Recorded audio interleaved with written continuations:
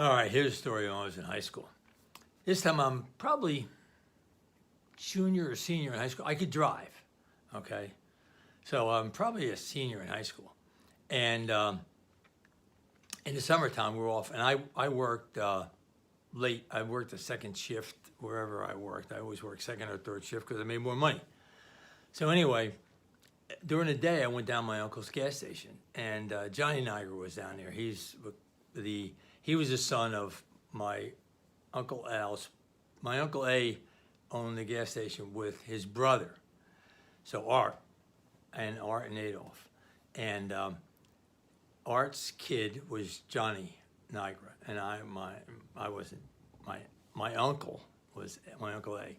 So we're down there, and Johnny Nigra was always called Nuke. Why he's called Nuke, I'm not sure, but anyway, it was always called Nuke. So I'm down here, and my uncle would have people that, most people have one car in a family. So if somebody had to bring a car in for work, to have work done on it, they really have a hard time driving down to his place, leaving the car there, and then getting somebody to pick them up so that they could get to work, etc. So what they would do is they call him, and he would say, "We'll pick the car up. Just leave it out in the yard, or in front, and we'll pick it up."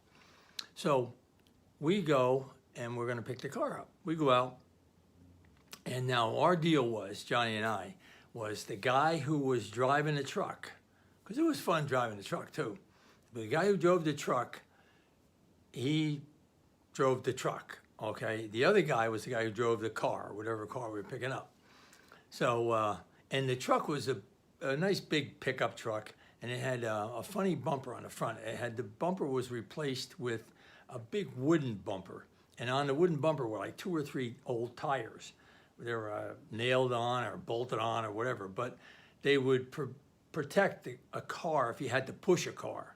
They would protect the car, from the truck, up against it, metal to metal.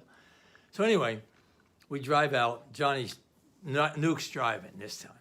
So we get out. We go to pick up the car. We pull up.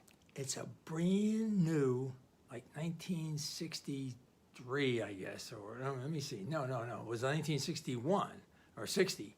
1960, I'm sorry. Yeah, I'm just in high school. It's a brand new Cadillac.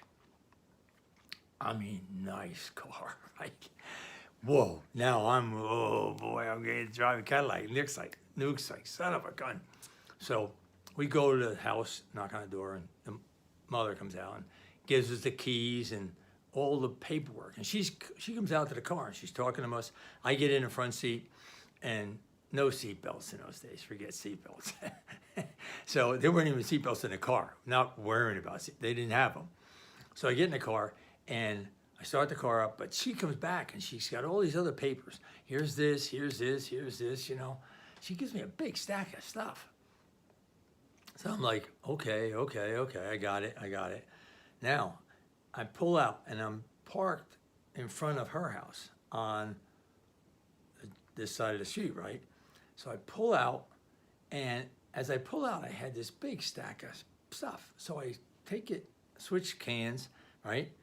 Take the stack of stuff, and I'm gonna put it in the glove compartment. So I reach over like this to hit the glove compartment, which I did, but my hand went down on the steering wheel. It just rested on the steering wheel, right? But it was power steering. I had never driven a car with power steering before. It was the first car with power steering, so it didn't take much. I mean, you could turn the wheel with one finger, right? And the old car, man, you had to struggle to turn a car. So the car goes over this way. I finally put the thing in the glove compartment. I look up. There's a tree right in front of me. On the other side of the street, there's a tree right in front of me. I hit the brakes. First time ever, power brakes. Normally with power brakes, literally, you just kind of twist your foot over and put your foot on the brake. You don't pick your foot up and hit the brake. With regular brakes, that's how you do it. You pick your foot up and hit the brake. I hit the brake. That car slammed on. Boom. The back end of the car went up in the air, the front end down. The car's rocking back and forth. The lady is standing there. I look at the mirror. She's standing there like horrified. I just turned the wheel, boom, headed down the street, took off. Oh, that lady was, I'm sure she thought she put her car in absolutely the wrong hands. But anyway, it was fun to tell the story later. It was a little disconcerting at the time, man. My heart was pounding. I almost wrecked a very expensive brand new car, a Cadillac no less. Okay, that's the end of that story. Take care.